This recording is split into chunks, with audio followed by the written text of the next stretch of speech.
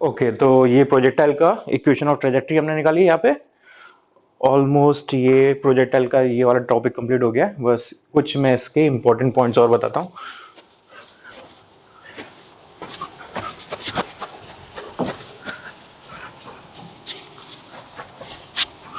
Okay, so next point है हमारे पास। इसी के अंदर एक बहुत इंपॉर्टेंट क्वेश्चन कंपटीशन में पूछा जाता है, विच इज ये कंपटीशन के लिए इंपॉर्टेंट है। Equation sorry radius of curvature, radius of curvature, radius of curvature किसी पॉइंट पे निकालने को पूछा जा सकता है प्रोजेक्टाइल में। तो वो कैसे निकालते हैं वो मैं यहाँ पे बता रहा हूँ। ये इस टाइप का नॉर्मल प्रोजेक्टाइल है हमारे पास, इसको ऑब्लिक प्रोजेक्टाइल बोलते हैं, जो अभी हमने पढ़ा हुआ है। और इसमें सपोज हमें किसी टी टाइम पर रेडियस ऑफ कर्वेचर निकालना है, ठीक है। तो इसको यहाँ पे पहला पॉइंट यहाँ पे हम लिख देंगे इसे ऐसे, eight any time T, eight any time T.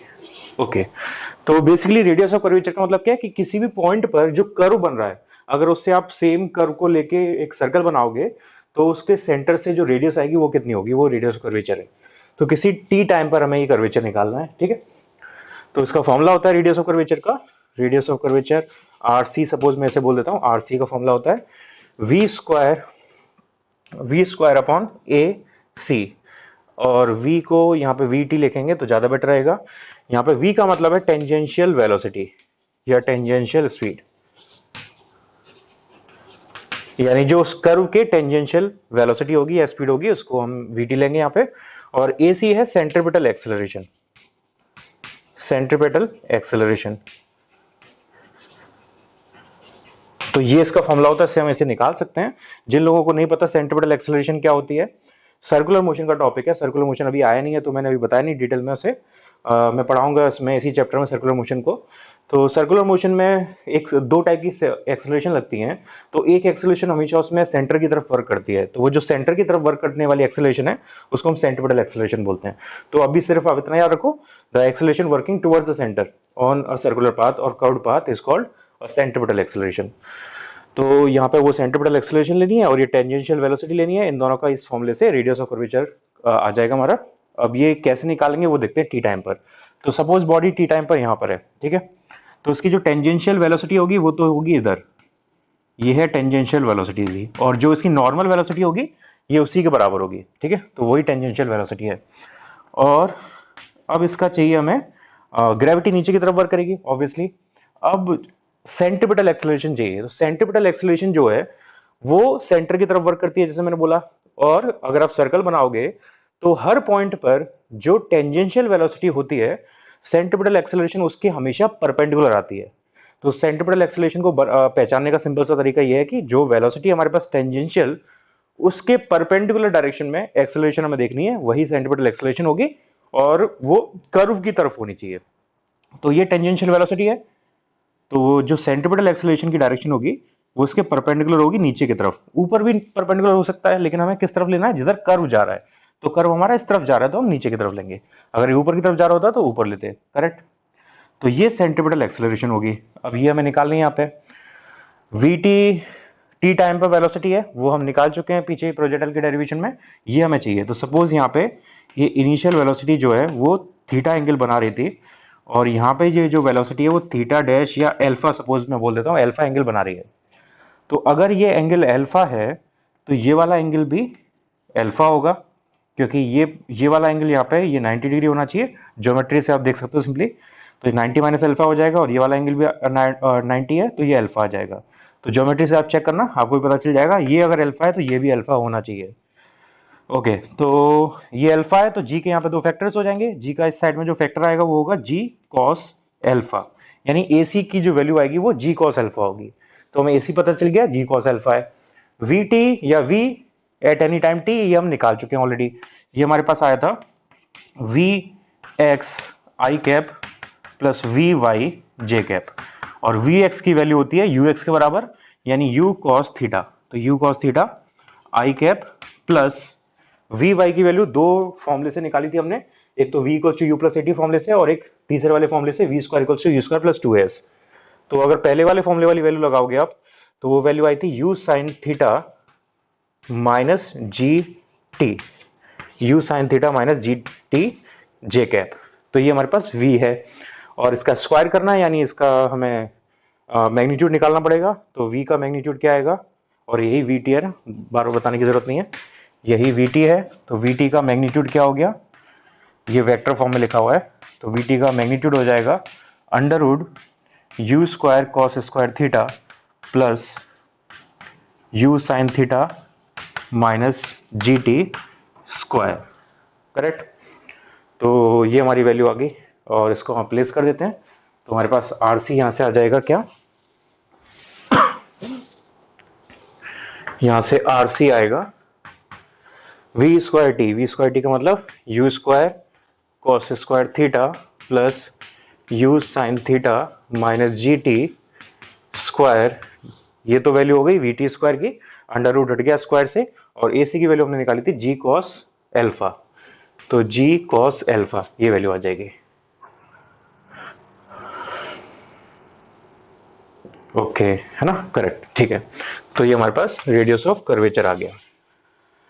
एक और तरीके से इसे लिख सकते हैं, जैसे मैंने बोला था अभी कि वी वाई की वैल्यू हम एक तो टी के टर्म में निकाल सकते हैं और एक एच या वाई के टर्म में निकाल सकते हैं। तो एक और फॉर्मूला आया था वी वाई का, उसके टर्म में भी लिख सकते हो। तो उसके टर्म में लिखोगे तो यहां पर आएगा हमारे पास, we can also write V Y as V Y square equals to U Y square minus two ji Y. तो वी वाई स्क्वायर, हाँ वी वाई स्क्वायर हो गया यहाँ से U square sine square theta minus two जी Y. तो इसको यहाँ पे प्लेस कर दो तो हमारे पास वी टी स्क्वायर आ जाएगा, V T square equals to under root you square cos square theta plus U square sine square theta minus two ji Y. तो ये दोनों मिलके यू स्क्वायर बना देंगे because sine square theta plus cos square theta is 1। तो we T square equals to आ जाएगा, sorry under root नहीं आएगा क्योंकि स्क्वायर लिया हमने। ओके, तो we T square equals to u square minus two ji Y. तो इसको आप प्लेस कर दो उसी फॉर्मूले में। तो आरसी का एक और फॉर्मूला आ जाएगा u square minus two ji y divided by g cos alpha, यही फॉर्मूला आ जाएगा। तो आपको फॉर्मूला भी याद करने की जरूरत नहीं है, बस ये फॉर्मूला आपको याद रखना पड़ेगा। ये फॉर्मूला आपको याद होना चाहिए, फिर आपको वीटी और एसी कैसे निकालना है वो प्रोसेस याद होना चाहिए। ये फॉर्मूला याद करना कंपलसरी है, बाकी ये सब आप इस प्रोसेस से निकाल सकते हो। तो प्रोसेस को लिख के अपने आप करके आपको प्रोसेस को याद रखना ज्यादा जरूरी है। ओके, तो ये हमारा हो गया radius of curvature at any given time T. Okay, अब अगर मैं इसका एक स्पेसिफिक केस बताता हूं,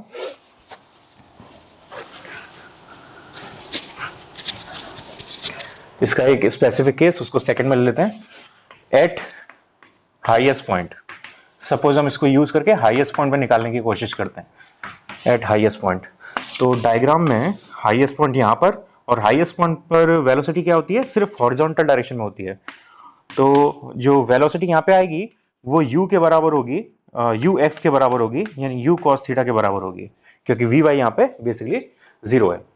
तो इस केस में जो आर सी आएगा, और यहाँ पे एक्सेलरेशन किधर आएगी, डायरेक्टली इसके नीचे जी आएगा, एंगल नहीं आएगा, है ना, परपेंडिकुलर डाउनवर्ड। तो आर सी इक्वल्स टू आएगा वी टी की वैल्यू इसके बराबर हो गई, तो U square cos square theta divided by G, U square cos square theta divide by G. तो ये हमारे पास यहाँ से आ जाएगा radius of curvature at the highest point. तो ऐसे आप किसी भी पॉइंट पे रेडियस ऑफ कर्वेचर निकाल सकते हो। इस फॉर्मूले को याद रखना है और प्रोसेस याद रखनी है, ठीक है। तो ये हमारा टॉपिक कंप्लीट हो गया रेडियस ऑफ कर्वेचर का। अब एक क्वेश्चन देखते हैं इस पे।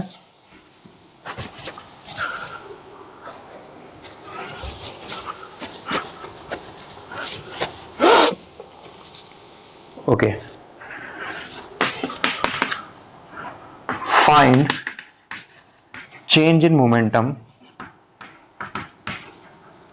change in momentum for an oblique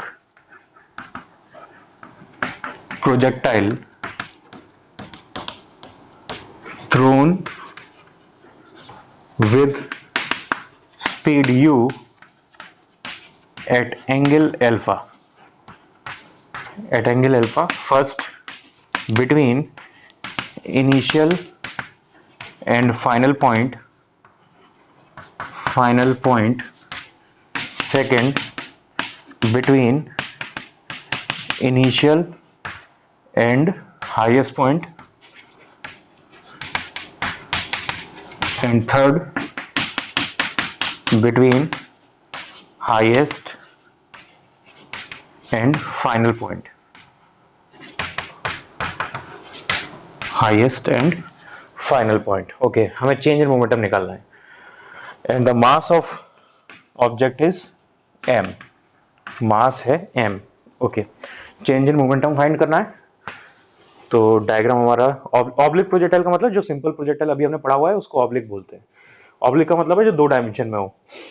तो ये हमारे पास सिंपल प्रोजेक्टाइल है. ये इनिशियल पॉइंट है, इसको मैं आई बोल देता हूँ. ये फाइनल पॉइंट है, इसको मैं एफ बोल देता हूँ. यहाँ पे इनिशियल स्पीड ये यू, ये एंगल बना रही है थीटा. ओके, तो इसके दो फैक्टर हो जाएंगे इधर, u cos theta and u sin theta. और यहाँ पर स्पीड ऐसे ही डाउनवर्ड डायरेक्शन में होगी, बिल्कुल एग्जैक्ट ऐसे ही. ये डाउनवर्ड डायरेक्शन में सेम स्पीड होगी. सिमेट्री होती है, तो जितनी इनिशियल स्पीड होगी वही हमारे पास फाइनल स्पीड होगी. तो यहाँ पर भी इसके दो फैक्टर्स हो जाएंगे इस पॉइंट से, एक इस तरफ और एक इस तरफ. तो ये तो होगा u cos theta, sorry ux, और ये uy. ठीक है, ux आगे की तरफ, ux चेंज नहीं करेगा. और ux का मतलब यहाँ पे u cos थीटा है, ये ux और ये uy. तो ux तो बिल्कुल चेंज नहीं करेगा बिकॉज हॉरिजॉन्टल डायरेक्शन में कोई एक्सेलरेशन नहीं है. तो जैसा यहाँ पर था वैसे ही बिल्कुल यहाँ पर सेम डायरेक्शन, सेम वैल्यू, सब कुछ. लेकिन जो y था उसमें क्या चेंज हुआ, y यहाँ पे ऊपर की तरफ था और नीचे ये डाउनवर्ड जा रहा है. ठीक है, तो y अपोजिट हो गया, लेकिन वैल्यू उसकी भी सेम है. और हाईएस्ट पॉइंट के लिए भी पूछा तो हम हाईएस्ट पॉइंट का भी लिख देते हैं. हाईएस्ट पॉइंट वेलोसिटी होती है सिर्फ हॉरिजॉन्टल डायरेक्शन में, वर्टिकल डायरेक्शन की वेलोसिटी जीरो हो जाती है. vy यहाँ पे जीरो हो जाता है, तो सिर्फ vx बचता है. vx यहाँ पे v के बराबर है और वो ux के बराबर है. तो ये हाईएस्ट पॉइंट की बात हो गई. ठीक है, अब निकालते हैं यहाँ पे चेंज इन मोमेंटम. पहले फर्स्ट केस का, इनिशियल एंड फाइनल. तो डेल्टा p फर्स्ट केस के लिए, p initial minus p final. तो p इनिशियल कितना होगा, और ये क्योंकि x और y दो डायरेक्शन में हो रहा है, तो मैंने जैसे बोला था कि अगर दो डायमेंशन में मोशन हो रहा है तो हम हर चीज को दो पार्ट में डिवाइड कर सकते हैं, एक x के लिए, एक y के लिए. तो पहले हम x के लिए निकालते हैं. तो ये pix और pfx हो जाएगा. ठीक है, तो pix यानी mass into initial velocity x direction में. तो इनिशियल वेलोसिटी x डायरेक्शन में है, ux माइनस मास सेम है, और फाइनल वेलोसिटी x डायरेक्शन में सेम है, फाइनल वेलोसिटी x डायरेक्शन में सेम है. x डायरेक्शन वेलोसिटी चेंज नहीं कर रही है, तो यहाँ से कैंसिल आउट हो जाएगा. ये हमारे पास आ जाएगा जीरो. तो x डायरेक्शन में मोमेंटम चेंज आ गया zero because direction velocity is not changing. Okay, अब निकालना है y डायरेक्शन में. तो y डायरेक्शन में देखते हैं. y डायरेक्शन में p i y minus p f y. तो मास तो सेम रहेगा, कोई उसमें चेंज नहीं है. इनिशियल y डायरेक्शन में यानी u y minus mass same, और फाइनल वर्टिकल डायरेक्शन वेलोसिटी, तो वो यू वाई नीचे की तरफ है. तो अगर ऊपर हमने ये प्लस जे है तो नीचे माइनस जे होगा, तो नीचे वाला माइनस यू वाई हो जाएगा, नीचे वाला हो जाएगा माइनस यू वाई. तो ये माइनस माइनस प्लस हो गया, ये आ गया हमारे पास 2m यू वाई, और यू वाई की वैल्यू यू साइन थीटा, तो 2m यू साइन थीटा. और हमारी डायरेक्शन किधर आई, पॉजिटिव आ रहा है, यानी जे की तरफ, जे कैप. वाई डायरेक्शन है तो जे कैप इसकी डायरेक्शन होगी वेक्टर फॉर्म में. तो ये हमारा आगे change in momentum y direction में. अब दोनों को ऐड कर दो, तो डेल्टा पी नेट क्या आएगा वेक्टर में, डेल्टा पी एक्स आई cap plus delta P Y जे कैप.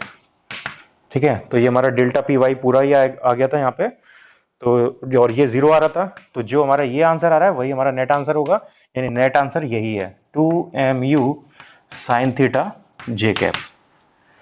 ये हमारा नेट आंसर हो गया चेंज इन मोमेंटम का between initial point and final point. Obviously आप फाइनल पॉइंट और इनिशियल पॉइंट के बीच में निकालोगे तो रिवर्स हो जाएगा. फाइनल माइनस इनिशियल करेंगे तो ये नेगेटिव में आ जाएगा, माइनस जे में आ जाएगा. बस इतना चेंज आएगा, बाकी सेम है सब कुछ. ओके, तो ये तो इनिशियल पॉइंट और फाइनल पॉइंट के बीच में था फर्स्ट पार्ट. सेकंड पार्ट में बोला है between initial and highest point. तो अब देखते हैं इनिशियल और हाईएस्ट पॉइंट के बीच में. तो आपको एक चीज तो पता चल गई यहाँ पे कि इस टाइप के प्रोजेक्टाइल में हॉरिजॉन्टल वेलोसिटी तो नहीं है, चेंज नहीं हो रही है ना, तो हॉरिजॉन्टल मोमेंटम चेंज तो हमेशा जीरो आएगा। तो सेकंड केस में भी delta P x still should be zero. तो डेल्टा पी वाई निकालते हैं बस। तो डेल्टा पी वाई कितना होगा, तो ये p initial y minus p highest point, तो मैं एच लिख देता हूँ इसे वाई। तो पी इनिशियल यानी मास इंटू यू वाई, और मास इंटू हाईएस्ट पॉइंट पे वर्टिकल स्पीड क्या है, जीरो, तो मास इंटू जीरो, यानी इसका आंसर आ गया m u sine theta, m u sine theta. और क्योंकि ये पॉजिटिव आ रहा है तो प्लस जे कैप, और बिटवीन हाईएस्ट टू इनिशियल निकालोगे तो हाईएस्ट माइनस इनिशियल हो जाएगा, तो ये माइनस जे कैप आ जाएगा, डायरेक्शन अपोजिट हो जाएगी, वैल्यू सेम रहेगी। तो ये हमारा आंसर आ गया between initial and highest point का। लास्ट पार्ट है between highest and final point, highest और फाइनल पॉइंट के बीच में, तो वो आप खुद करना, इजी है, आप ऐसे ओरली भी बता सकते हो उसे। तो ये हमारा चेंज इन मोमेंटम हो गया। इस थर्ड पार्ट को सॉल्व करना, आप वैसे पूरे क्वेश्चन को खुद एक बार करके देखना, उसमें थर्ड पार्ट भी। Okay, next topic, types of projectile.